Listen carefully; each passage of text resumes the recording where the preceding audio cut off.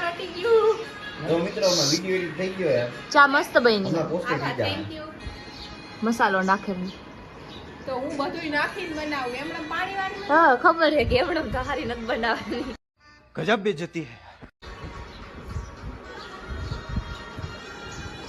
ચાલો તમે બધા પણ ચા પીવા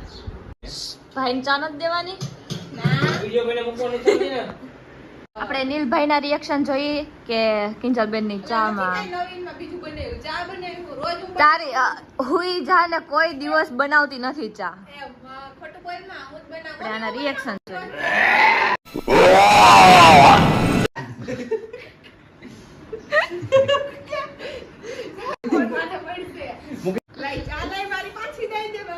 ખરેખર મિત્રો